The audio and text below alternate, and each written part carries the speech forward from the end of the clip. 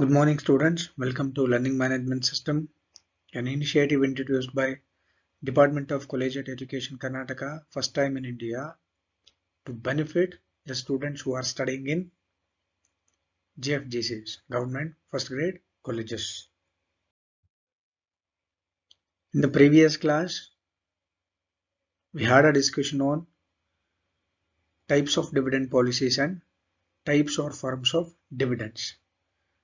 The different types of dividend policies were regular dividend policy, stable dividend policy, irregular dividend policy, and no dividend policy, whereas the types or forms of dividends were cash dividends, scrip dividends, bond dividends, stock dividend, property dividends, and stock splits.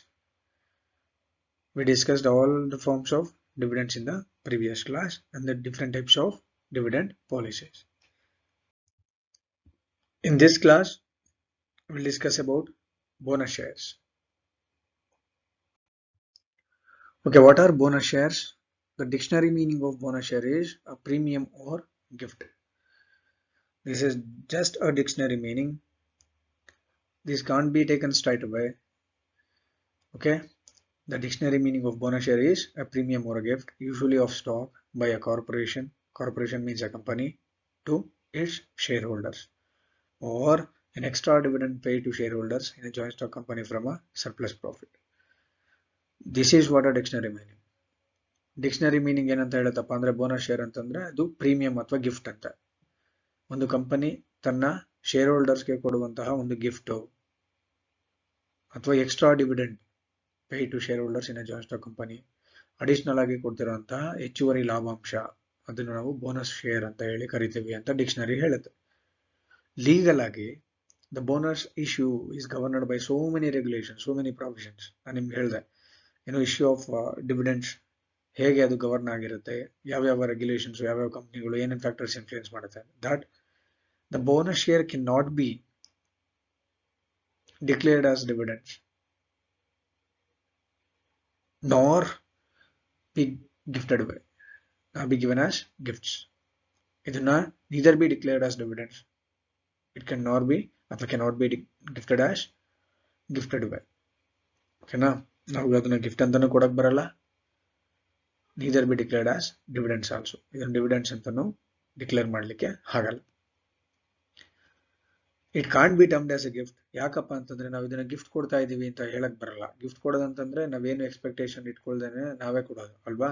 Gift ಕೊಡ್ತಾ ಇದೀವಿ, bonus shares ಕೊಡ್ತೀವಿ ಅಂತಂದ್ರೆ bonus shares ನ gift ಅಂತ ಹೇಳಕ್ ಆಗಲ್ಲ. ಡಿಕ್ಷನರಿನಲ್ಲಿ gift ಅಂತ ಇದೆ, ಸೊ ಬೋನಸ್ ಶೇರ್ಸ್ ಅಂತಂದ್ರೆ ಕಂಪನಿಯವರು ಶೇರ್ ಹೋಲ್ಡರ್ಸ್ಗೆ ಗಿಫ್ಟ್ ಕೊಡೋದು ಅಂತ ತಿಳ್ಕೊಂಬಿಡ್ರಿ ಆಮೇಲೆ. ಯಾಕಪ್ಪ ಅಂತಂದ್ರೆ because it represents the past sacrifice of the share holders. ಹಿಂದೆ ಲಾಭಗಳು ಬಂದಿತ್ತು, ಶೇರ್ ಹೋಲ್ಡರ್ಸ್ ಕೇಳಿಲ್ಲ, ಅಕ್ಯುಮುಲೇಟೆಡ್ ಪ್ರಾಫಿಟ್ಸ್ ಎಲ್ಲ ಇದೆ. ಕಂಪ್ನಿಗೆ ಈಗ ಲಾಭ ಪೇ ಮಾಡೋದ್ರ ಬದಲು, ಅಂದ್ರೆ ಲಾಭನ ಡಿವಿಡೆಂಟ್ ಆಗಿ ಕೊಡೋದ್ರ ಬದಲು ಕಂಪನಿಯವರು ಏನ್ ಮಾಡ್ತಿದ್ದಾರೆ, they are declaring bonus shares. It is just because of the past sacrifices of share holders they are receiving bonus shares. Presently they are receiving bonus shares. ಈ ಒಂದು ಕಾರಣಕ್ಕೋಸ್ಕರ ನಾವು ಬೋನಸ್ ಇಶ್ಯೂ ಅನ್ನ ಗಿಫ್ಟ್ ಅಂತಾನು ಕೂಡ ಕರೆಯೋದಕ್ಕೆ ಬರಲ್ಲ. ಹಾಗಾದ್ರೆ ಬೋನಸ್ ಶೇರ್ ಅಂದ್ರೆ ಏನು? A bonus share may be defined as issue of shares at no cost to the present or current shareholders based upon the number of shares they already own. To the existing shareholders, if the company issues additional shares with no cost, okay, na present ಅಥವಾ existing shareholders ಗೆ extra shares ಗಳನ್ನ company ಏನಾದ್ರು ಯಾವುದೇ cost ಇಲ್ಲದೆ free ಆಗಿ issue ಮಾಡ್ತಿದೆ ಅಂತಂದ್ರೆ ಅದನ್ನ ನಾವೇನಂತ ಕರಿತೀವಿ, ಬೋನಸ್ ಶೇರ್ಸ್ ಅಂತ ಕರಿತೀವಿ. To issue the person, if the person has to receive a bonus share andre he must be a shareholder of the company. If he is not a shareholder of the company, he will be not allotted with bonus share.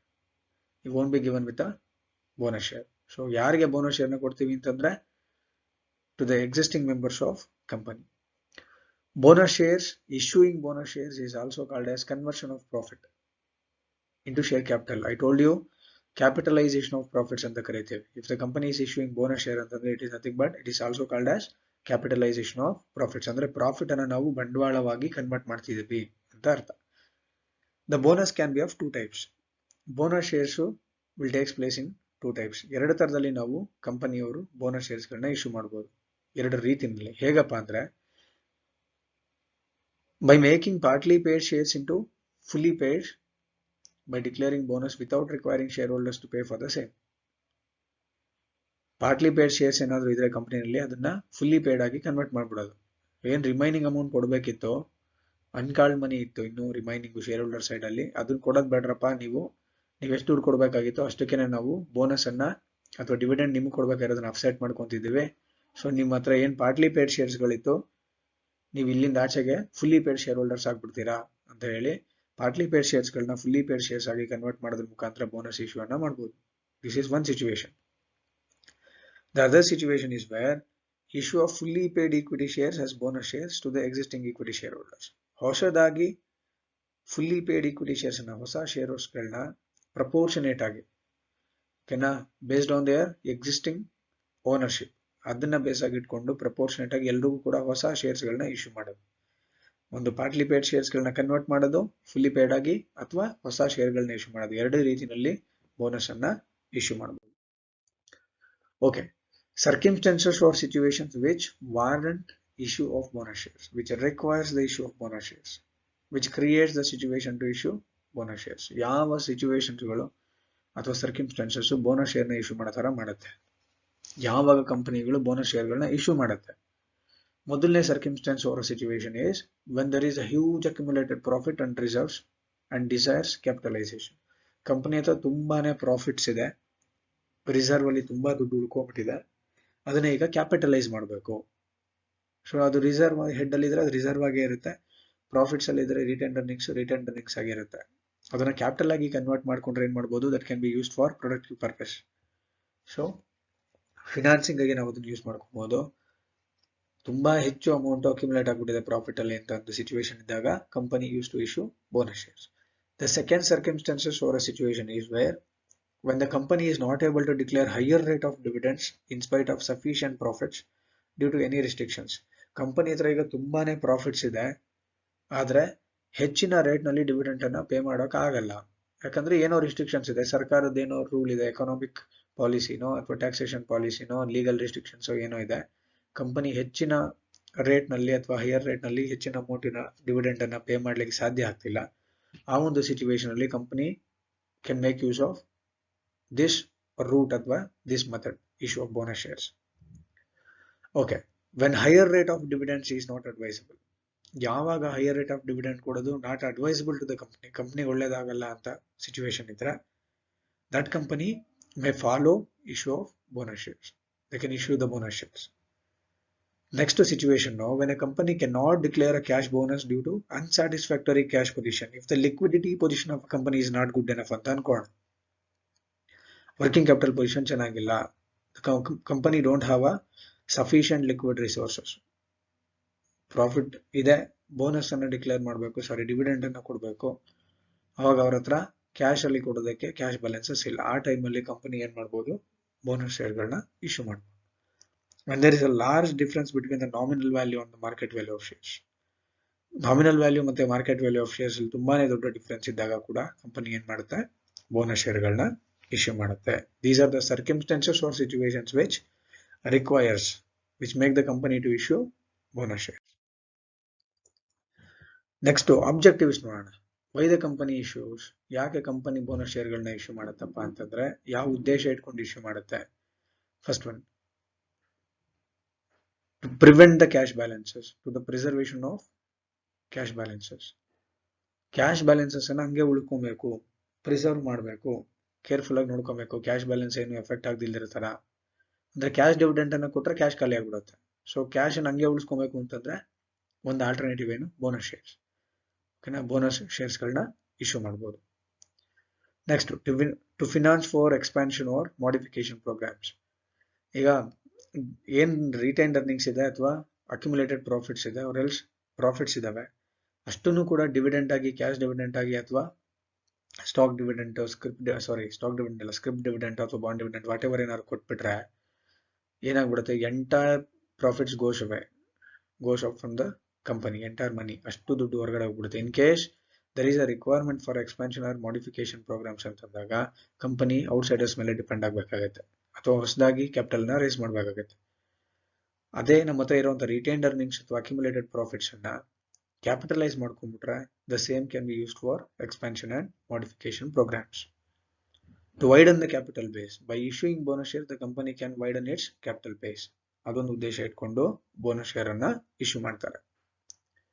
To bring the amount of issued and paid up capital in line with the capital employed.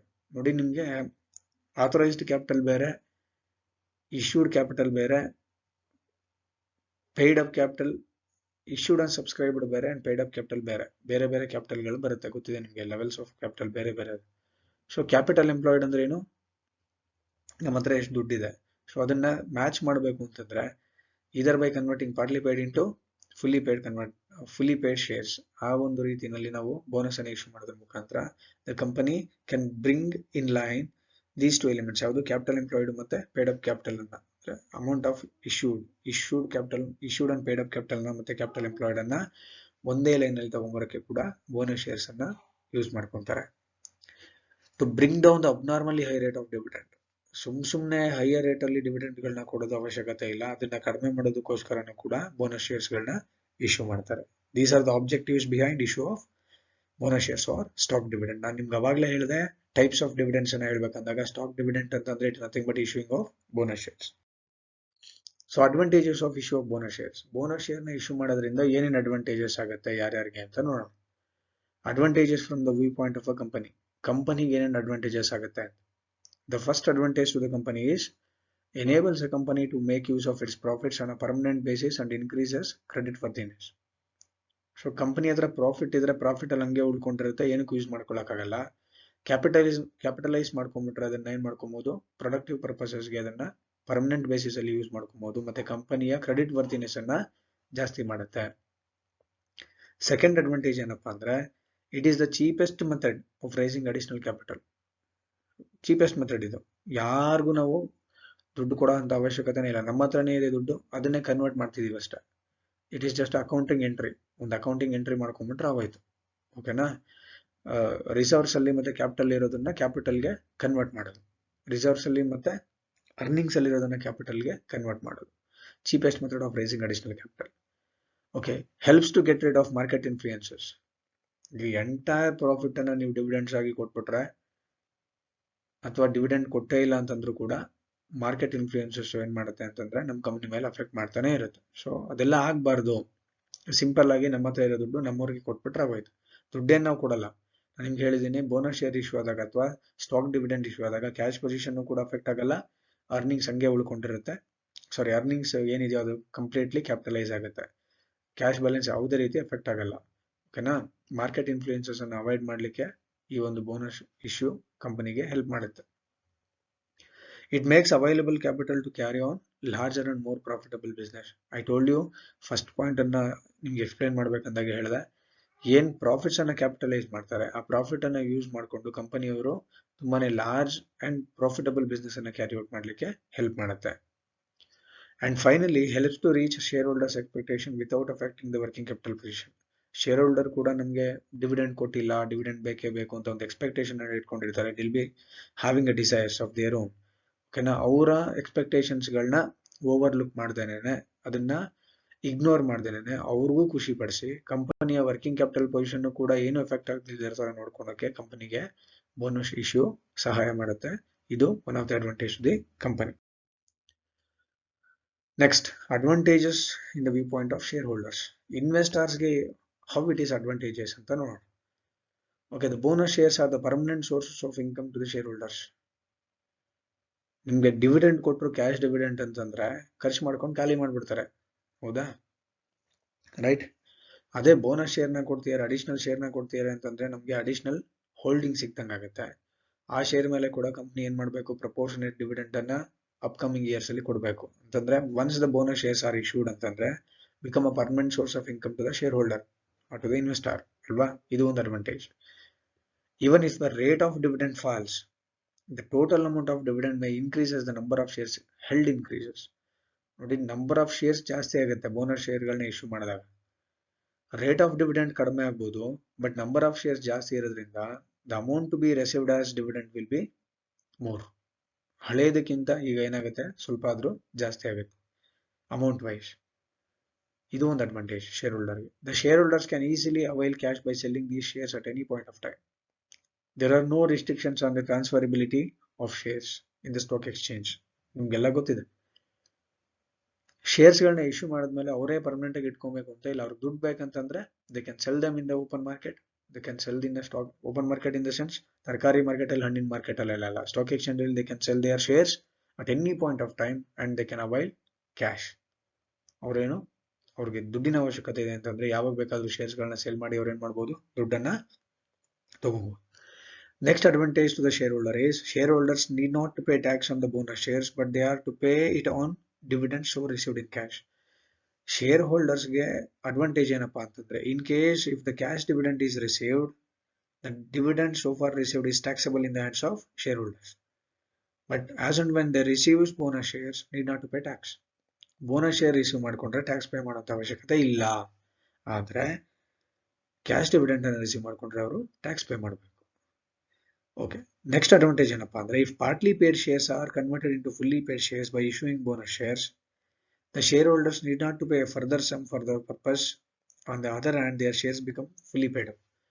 ನೋಡಪ್ಪ, ನನ್ನ ಶೇರ್ನ ಅರ್ಧ ದುಡ್ಡು ಮಾತ್ರ ಕೊಟ್ಟಿದ್ದಾನೆ ಅಂತ ಅನ್ಕೋಣ share holder. Bonus ಅನ್ನ issue ಮಾಡೋದ್ರ ಮುಖಾಂತರ ನಾವೇನ್ ಮಾಡ್ತಾ ಇದೀವಿ, ಪಾರ್ಟ್ಲಿ ಪೇಡ್ ಅಪ್ ಶೇರ್ಸ್ ಅನ್ನ ಫುಲ್ಲಿ ಪೇಡ್ ಅಪ್ ಆಗಿ ಕನ್ವರ್ಟ್ ಮಾಡ್ತಿದ್ದೀವಿ.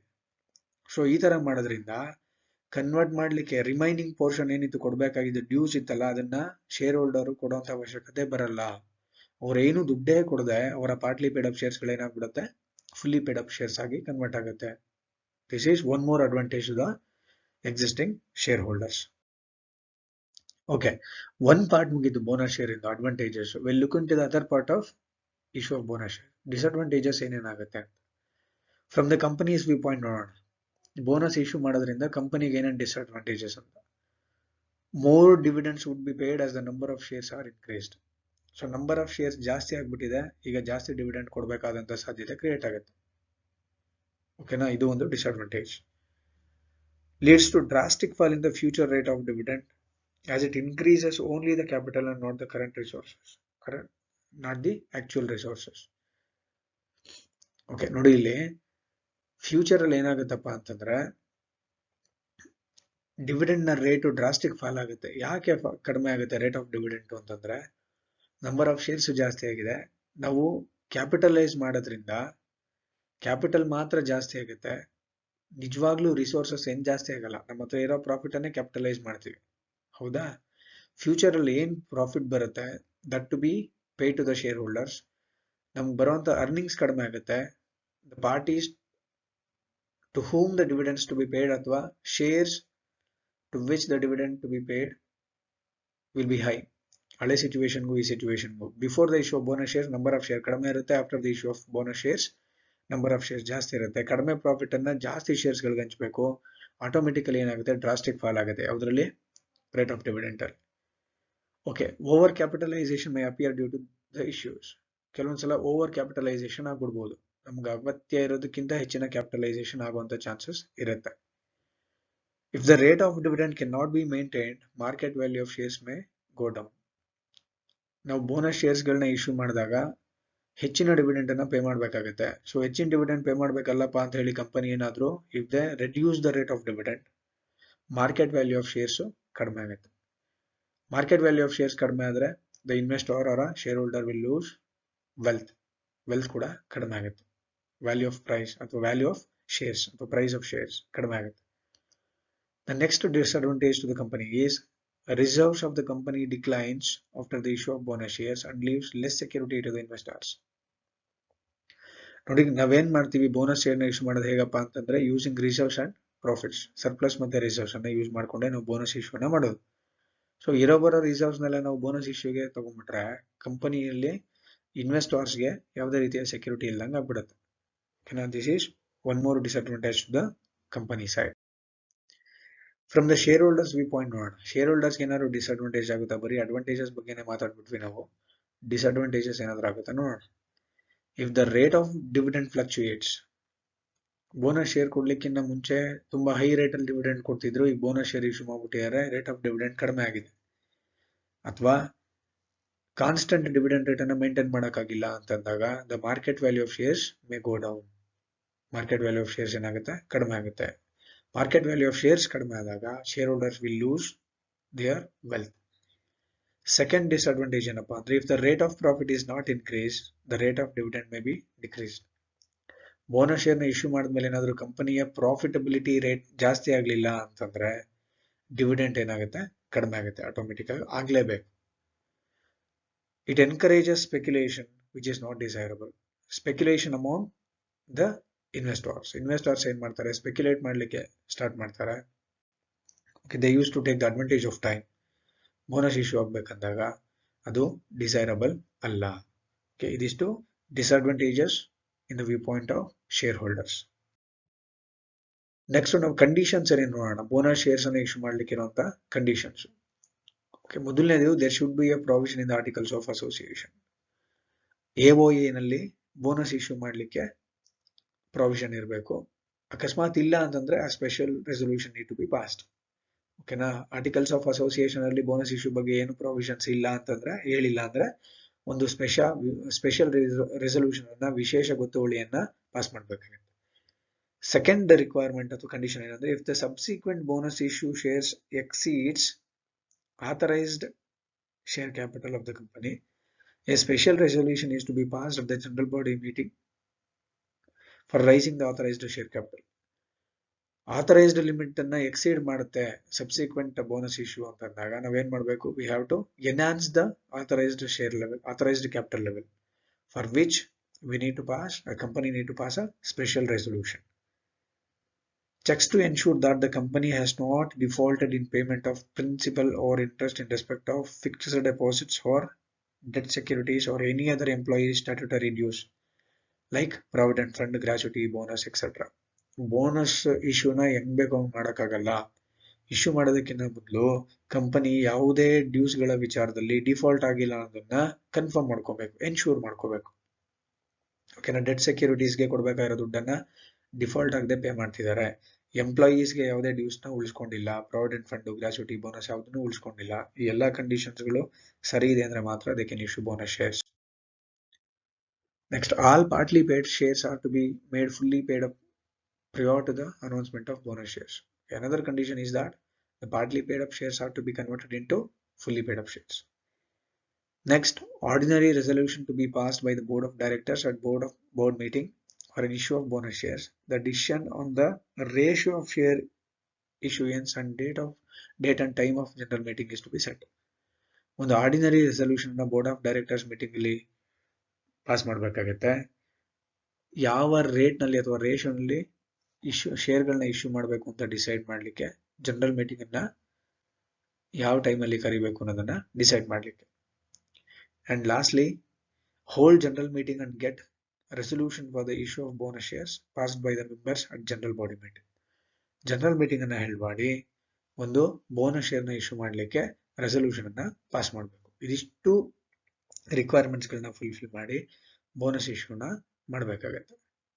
ಓಕೆ, ಇಲ್ಲಿಗೆ we have discussed different aspects of bonus issue. Bonus issue ಅಂದ್ರೆ ಏನು? The circumstances which warrants or requires bonus issue. ಅದಾದ್ಮೇಲೆ objectives behind the issue of bonus shares, advantages in the viewpoint of company and in the viewpoint of investors, disadvantages of bonus shares in the viewpoint of company and in the viewpoint of investors. ಅದಾದ್ಮೇಲೆ ನಾವು conditions to issue bonus share, ಇಷ್ಟು ವಿಚಾರಗಳನ್ನ ಈ ಒಂದು session ಅಲ್ಲಿ ತಿಳ್ಕೊಂಡ್ವಿ. Next session ಅಲ್ಲಿ ನಾವು will move to the dividend decision models ಹೋಗೋಣ. ಡಿವಿಡೆಂಡ್ ಡಿಸಿಷನ್ ಮಾಡೆಲ್ಸ್ ಗಳಿಗೆ ನಾವು ನೆಕ್ಸ್ಟ್ ಸೆಷನ್ ಇಂದ. Thank you very much.